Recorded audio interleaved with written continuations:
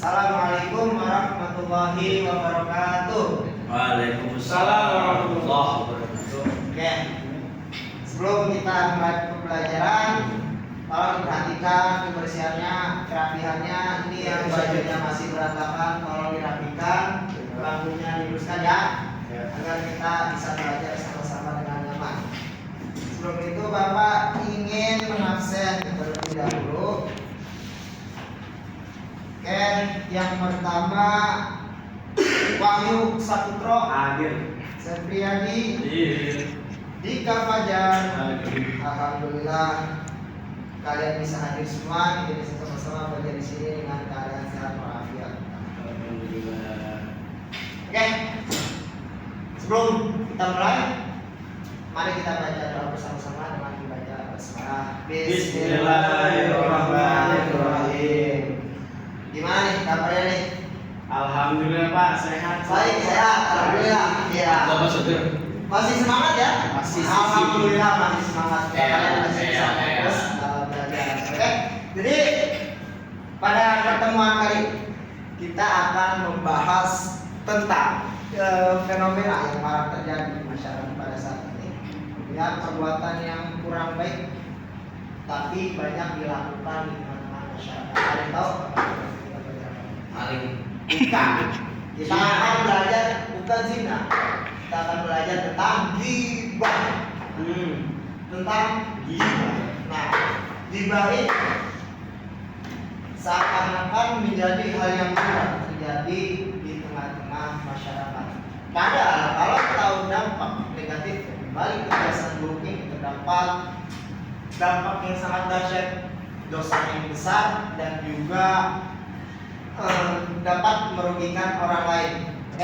Oke. Jadi tujuan kalian mempelajari materi ini, tujuan pembelajaran pada pertemuan kalian yang pertama yaitu kalian akan mengerti apa sih yang dimaksud dengan ghibah, pengertiannya baik secara bahasa maupun secara istilah, dan juga agar kalian mengetahui dampak negatif dari ghibah ataupun dosa-dosanya, dan juga agar kalian dapat menghindari bagaimana cara menjauhi sikap ghibah. Alhamdulillah. Oke.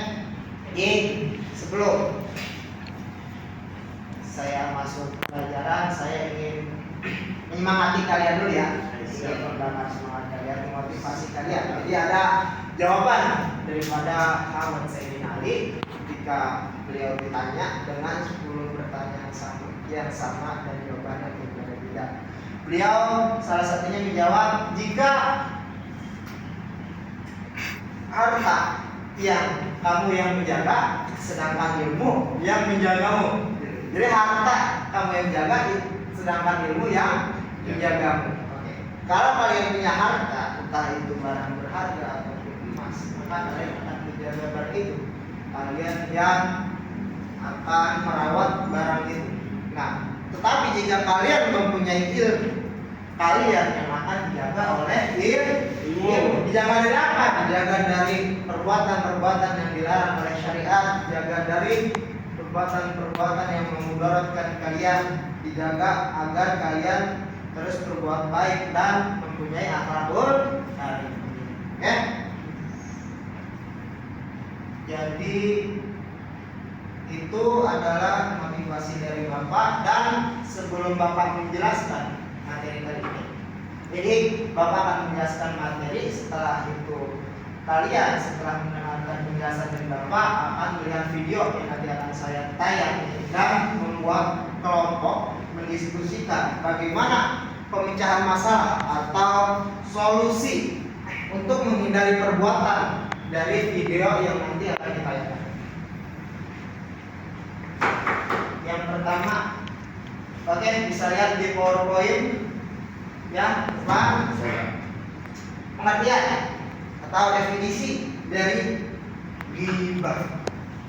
Sebelumnya Bapak ingin bertanya, ada yang mengerti atau ada yang sudah tahu apa itu ghibah?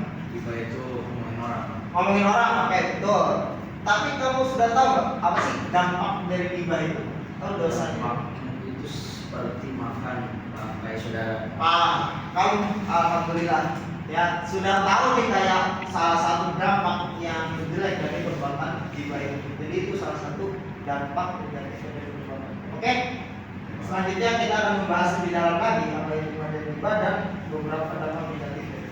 Yang pertama, pengertian ghibah secara bahasa, ini bisa kita lihat di bawah poin. Berasal dari kata ghaba yang artinya tidak ada. Karena ghibah itu kita membicarakan orang yang tidak ada.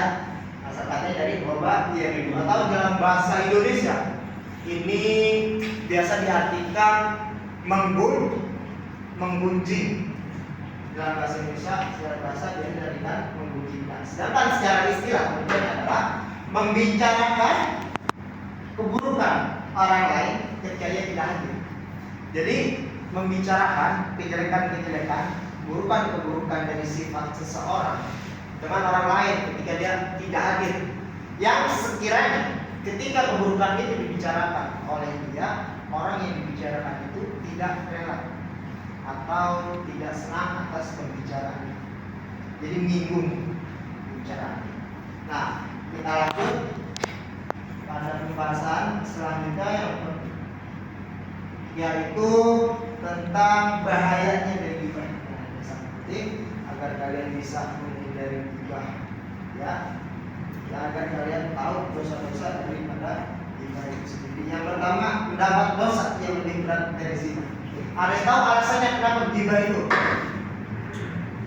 Karena Bisa mendapat dosa yang lebih berat dari zina. tahu Pak. Oh iya, jadi dalam suatu hadis Nabi mengatakan ghibah itu lebih berat dari zina. Nah, para sahabat ada yang bertanya, bagaimana bisa? Zina itu kan termasuk perbuatan dosa besar. Itu sahabat yang bertanya bagaimana bisa? Lalu dia menjawab, ketika seseorang melakukan zina, kemudian dia bertobat, sebenarnya dengan taubatan nasuha, taubat yang sungguh-sungguh, maka dia akan diampuni dosa. Beda halnya dengan orang yang ghibah. Seorang yang ghibah ketika dia bertobat, dia tidak akan diampuni dosanya sebelum orang yang dighibahi itu memaafkannya. Nah, jadi itulah dari orang yang menghibahi seseorang. Nah, yang kedua itu seperti memakan daging bagai saudaranya sendiri. Di dalam Quran surat Al-Hujurat telah dijelaskan, dan di sini dikatakan bahwa wayang tabahukum ba'da ayyibu ahadukum ayyakula lahma akhihi maitan fakarih tumuh. Lain berkata, janganlah di antara kalian membunuh satu sama lain. Apakah ada di antara kalian yang suka memakan daging bangkai saudaranya sendiri? Itu kalian merasa jadi saja ada di dalam Al-Quran. Dan yang ketiga yaitu merendahkan derajat Manusia. Merendahkan derajat manusia kayak begitu. Ya, karena ghibah ini membicarakan keburukan orang lain, ya, pastinya orang yang dibicarakan keburukan itu akan direndahkan oleh orang yang dibicarakan. Ya juga teman-teman orang-orang yang membicarakan orang yang sedang dighibah itu pasti akan berbeda pandangannya ketika sudah membicarakan hal-hal yang buruk tentang dia. Pasti pandangannya akan berbeda. Nah, makanya inilah yang menjadi alasan kenapa ghibah itu bisa merendahkan derajat manusia. Oke? Karena saya sudah menjelaskan tentang ghibah, saya sekarang akan memutar sebuah video yang nantinya kalian akan memberi solusi atau memberikan masalah bagaimana sih cara menghindari perbuatan dari video yang sudah kalian baca.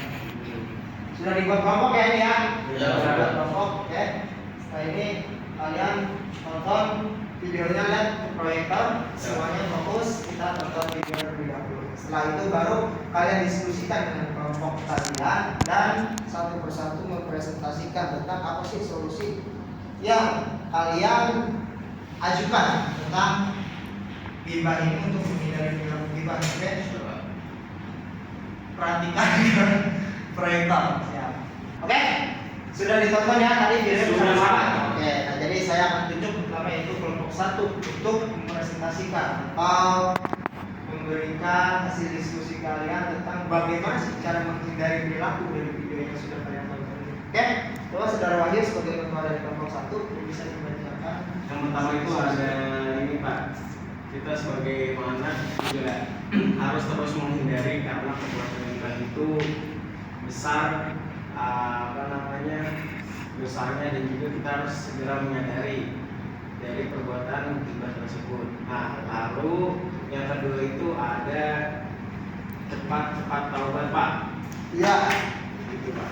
Oh, ya, terima kasih saudara Wahyu. Jadi itu hasil diskusi dari kelompok kalian ya. Iya, Jadi betul. bisa kita simpulkan bahwa yang pertama menyadari dosanya, bahwa dosa Iya.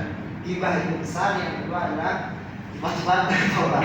Terima kasih saudara Wahyu atas tanggapan dari cara menghindari perbuatan gibah. Oke, terima kasih.